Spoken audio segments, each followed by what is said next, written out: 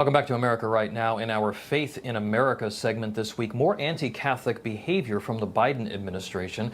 One Catholic hospital in Oklahoma threatened by the administration over a sanctuary candle inside its chapel.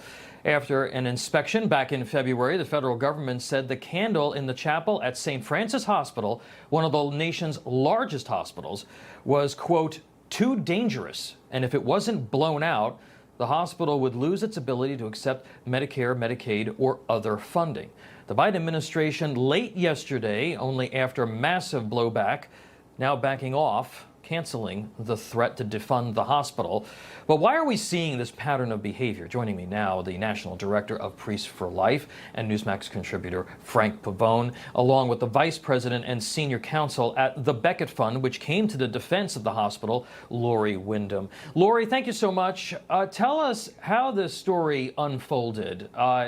Briefly, kind of give us a little bit of background.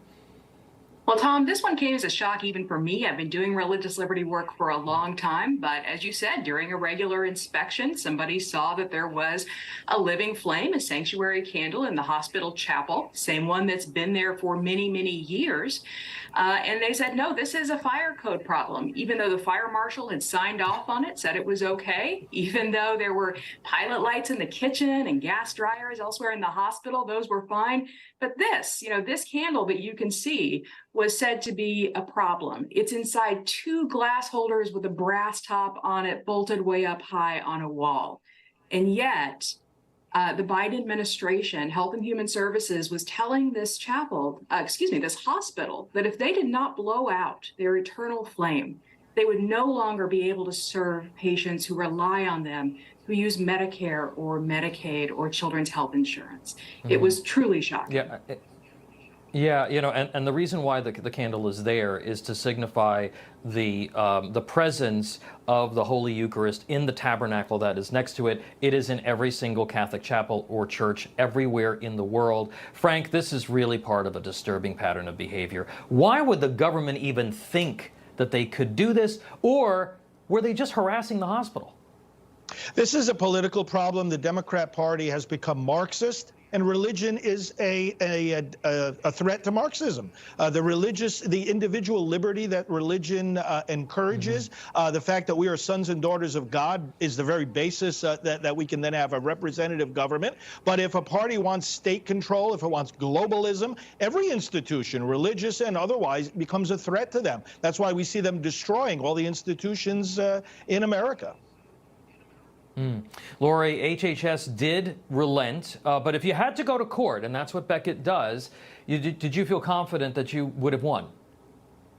Oh, absolutely. We said that to HHS. We said, if we go to court on this, you will lose. There's no gray area here. This was very clear. And so I'm thrilled that they saw the light and realized the right thing to do was to resolve this now rather than in front of a federal judge. Frank, church leadership, they continue to express outrage over these various anti-Catholic moves by the government, the lack of prosecutions for hundreds of churches being desecrated, the removal of chaplains from Walter Reed, the targeting of churches for infiltrations by the FBI. The list goes on and on. What really needs to happen here to demonstrate that the church just isn't going to sit back and take this? Not only the faithful witness of individual believers never backing down when they are faced with the choice of following the law or following their faith, but also, Tom, frankly, the religious leaders also have to admit that there's only one political option here. You know, for our ministry, President Trump, during his administration, would get on the phone with leaders like myself, and he would say, we are going to make sure that you never have to hide your faith when you interact with the government or want government funding. Never, never. And we've got to have religious leaders admit that we've got to become more politically active and even partisan if we're going to solve this problem. Yeah. All right, we're going to have to leave it there. Frank Pavone and Lori Windham from the Becket Fund, thank you so much for being with us today. Thank you.